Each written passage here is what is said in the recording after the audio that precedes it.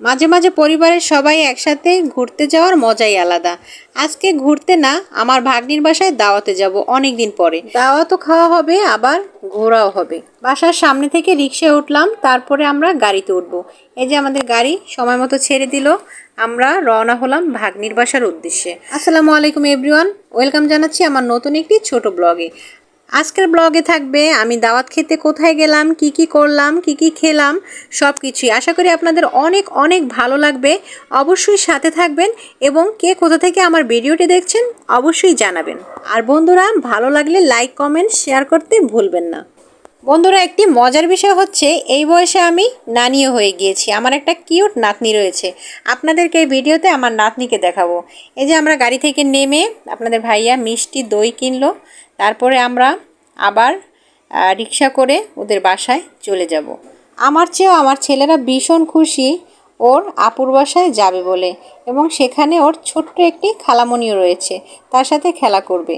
তো অনেক দিন পর আমরা আসলে ওদের বাসায় যাচ্ছি। তো খুব ভালো লাগতেছে, কতক্ষণে যাব ওদের সাথে দেখা হবে সেই উত্তেজনা কাজ করছে। তো আপনাদের ভাইয়া একটি জায়গায় আমাদেরকে দাঁড় করে সে মিষ্টি কিনতে চলে গেল। আমরাও একটু সুযোগ পেয়ে ভিডিও করে নিলাম। আর সাইফ সিরাত তো খেলা করতে শুরু করে দিল। এই তো আপনাদের ভাইয়াও চলে এসেছে। এখন আমরা রিক্সা নিয়ে ওদের বাসায় চলে যাব। সিরাত তার বাবার হাতে চকলেট দেখে খুবই উত্তেজিত হয়ে গেল এবং সে একদম নিজের হাতে নিয়ে নিল। জলদি করে আমরা রিক্সায় উঠে পড়লাম এবং বাসায় চলে আসলাম। আসার পরে আমার ভাগ্নি দেখি অনেক নাস্তা রেডি করে রেখেছে আমাদের জন্য। তো ওয়েলকাম ড্রিঙ্কস খেলাম, আরও অনেক অনেক নাস্তা। তো সময় মতো ভিডিও নিতে পারিনি, কারণ একজন মোবাইলটা নিয়ে গিয়েছে, আরেকজন দেখেন আমার সেই কিউট নাতনির সাথে অলরেডি খেলতে বসে গিয়েছে। তার যত খেলনা আছে সবগুলো বের করে নিয়েছে। অন্যদিকে আমার ভাগ্নি নিজ হাতে মজার মজার খাবার রান্না করে টেবিল পুরো সাজিয়ে রেখেছে। পোলাও, রোস্ট, খাসির মাংস, মগজ ভুনা, চিংড়ি মাছ, দুন্দুল, আরও অনেক কিছু, সাথে রয়েছে রুই মাছ ভুনা। তো এত খাবার সে নিজ হাতে আমাদের জন্য অনেক কষ্ট করে রান্না করেছে। অসংখ্য ধন্যবাদ। আর খাবারগুলো এত মজা হয়েছে যে আপনাদেরকে বলে বোঝাতে পারবো না। তারপরে সন্ধ্যা হলো, সন্ধ্যায় চা খেলাম সবাই একসাথে বসে। আর বাচ্চারা অন্য রুমে খেলা করতেছে। তারা ভীষণ খুশি একজন আরেকজনকে পেয়ে।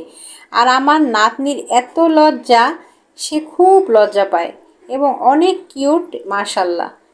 সাইফ ওদের দুজনকে নিয়ে খেলা করছে, আর আমি এই সুযোগে একটু ভিডিও করে নিলাম, কারণ আমি মোবাইলটা একদম ভাগেই পাই না কারো বাসায় যখন আমি বেড়াতে যাই।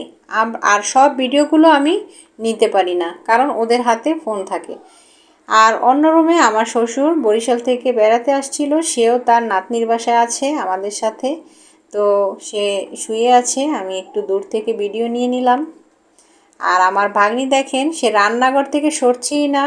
সে মজার মজার রান্না করতেছে, নাস্তা বানাচ্ছে, মানে কি করবে সে ব্যস্ত হয়ে গিয়েছে।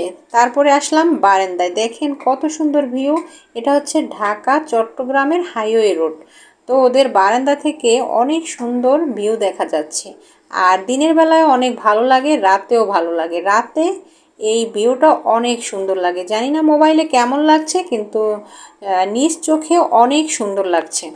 আমি এই সুন্দর দৃশ্য অনেকক্ষণ যাবৎ উপভোগ করছিলাম। ভিতরে এসে দেখি, দেখুন ওদের রুমের অবস্থা কি করে ফেলেছে। আমার ভাগ্নি তো নিষেধ করে, থাক ওরা যা ইচ্ছা তাই করুক, সব ঘর এলোমেলো করুক, কোনো সমস্যা নেই, আমি পরে গুছাবো, ওরা মজা করে খেলা করুক। খেলার মানুষ আর এত খেলনা পেয়ে খাবারের কথা তারা ভুলে গিয়েছে। এই ছোট পিচ্চি বাহিনীরা একদমই খাওয়া দাওয়া করতে চায় না। অনেক জোর করে আমার ভাগ্নিও ওর মেয়েকে খাওয়ায়, আর আমিও আমার দুই ছেলেকে খাওয়াতে হয়। এদের খাওয়ানোটা আসলেই খুব মুশকিল, এরা শুধু খেলাই করবে। রাত্রে বাসায় আসার জন্য রওনা হলাম, কিন্তু কিছুতেই তারা আসতে দিল না।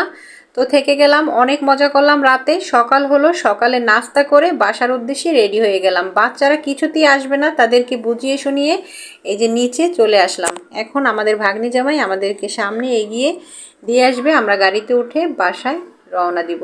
তো মানুষের আসলে জীবনের ভালো সময়গুলো খুবই দ্রুত চলে যায়, কিভাবে যায় সেটাই বুঝি না, সব কিছুই যেন স্মৃতি হয়ে যায়। এই তো আমরা এখন রওনা দিলাম। সবাই ভালো থাকবেন, সুস্থ থাকবেন। আমার ব্লগটি আজকে এখানেই শেষ করে দিব। আল্লাহ হাফেজ, আসসালামু আলাইকুম।